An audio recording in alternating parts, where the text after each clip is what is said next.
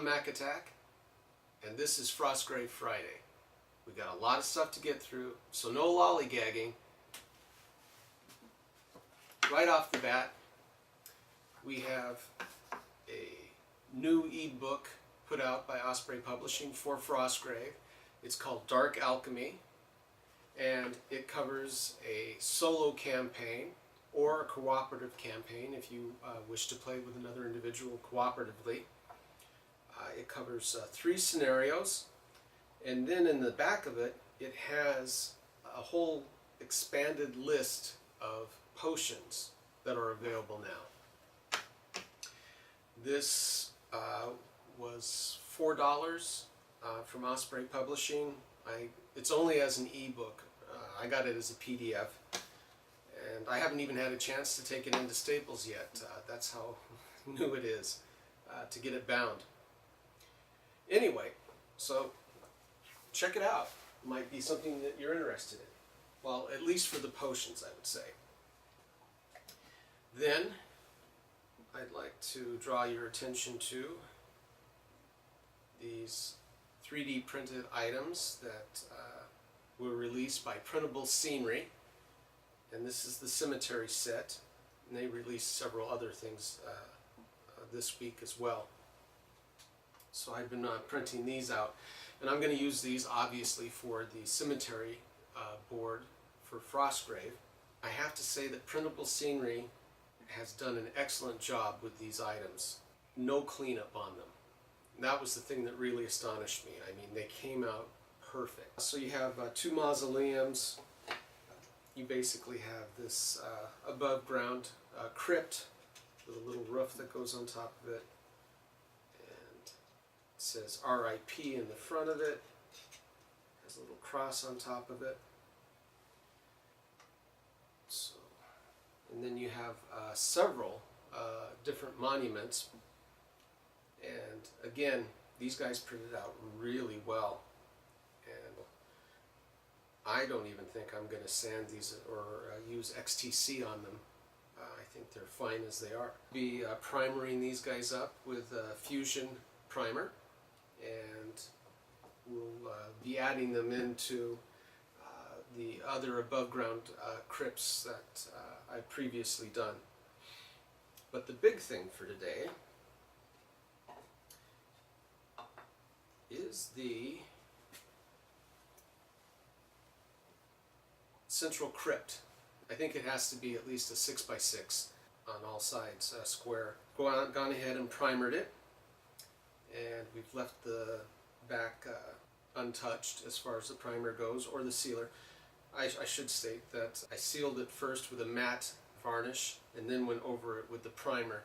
Main reason is that I'd like to reduce the amount of absorption that takes place when I go to actually paint the plaster up. This dental plaster loves to absorb paint, and so it works in my favor if I go ahead and seal it first. Now, on the back, you can tell that I've covered up the teeth where they join together with the brickwork. The main reason for that is that I'm going to go over and I'm going to spackle this to get it a nice smooth surface so that we can decoupage these wall murals onto them. So I need a flat surface for that. So I've gone ahead and cut these guys out already, and on all of these I went ahead and added the tape, so we're good to go on that. I already have one that I've applied the spackling compound, the wall joint compound to, and done some sanding on it. There's a few places where I need to touch it up with a little bit more wall joint compound. I'm going to go ahead and do that. I'm not going to show spackling all of these. I mean, spackling is a relatively straightforward process. In this instance, I'm going to be utilizing some vinyl gloves, that's a DAP vinyl spackling.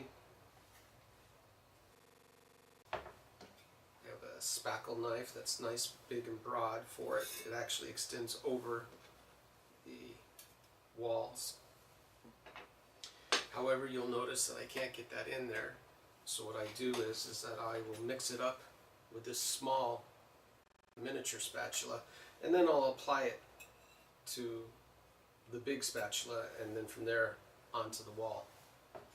So let's go ahead and get going on this. Once I have these spackled up, I'm going to go ahead and put them in my food dehydrator to dry them out more quickly.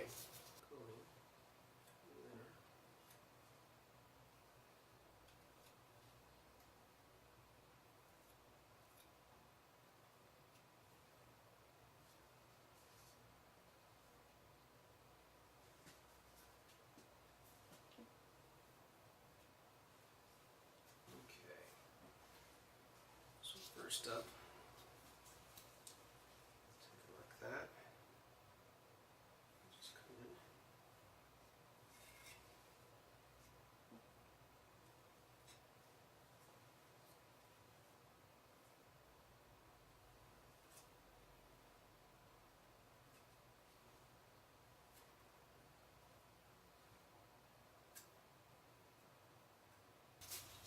So there we go. We have the other wall section spackled. We're going to go ahead and put them in the dehydrator. Let that run for about an hour or so. One of the things that I do like to do once I'm done with the spackle is scrape it off the sides and get it back down into the main mass, because otherwise the stuff up on the edges will dry out. So I like to reduce that as much as possible. I also buy smaller units of spackle because it will go bad on you, and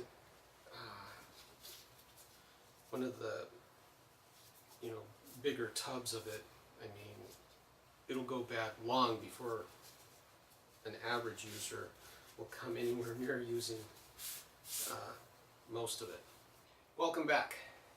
At this juncture, we're going to take this particular wall mural and we are going to align it on this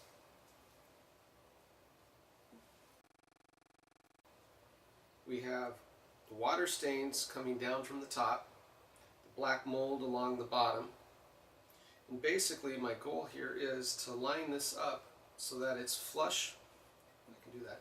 It's flush with the bottom, and any overhang is going to be at the top. And the reason for that is very simple. It'll be easier to take a scalpel and trim that top overhang rather than trying to follow along the bottom. Now we're still going to have to go in and trim out the archway portion of the mural, but for the rest of it we really do want to just keep it along that top edge. We're going to lay that out on our wax paper. We have our Mod Podge matte medium.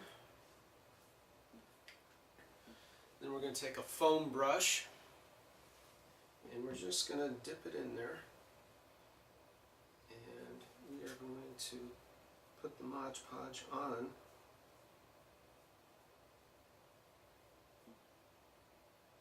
the back side of the wall. We are going to apply it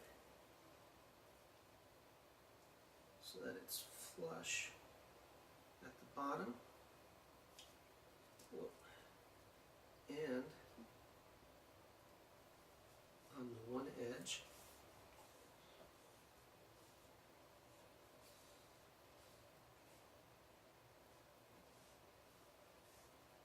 And that the water stains are at the top. Black mold is down at the bottom. You can see that at the top we have an overhang, as we do on this edge here, and then at the bottom we're flush for the most part. A little bit of an overhang, and that's what our mural looks like up close and personal. And apply the Mod Podge to the front of it.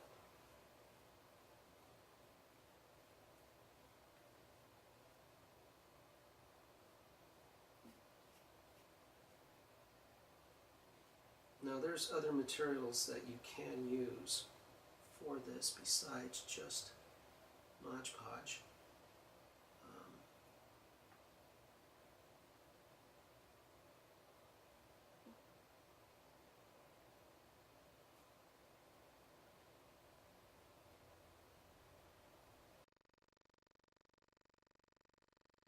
That's the first coat, and that's the first coat of many coats. This is a process that will normally take at least 4 coats, and I found the best results normally take place around 8 coats and on up.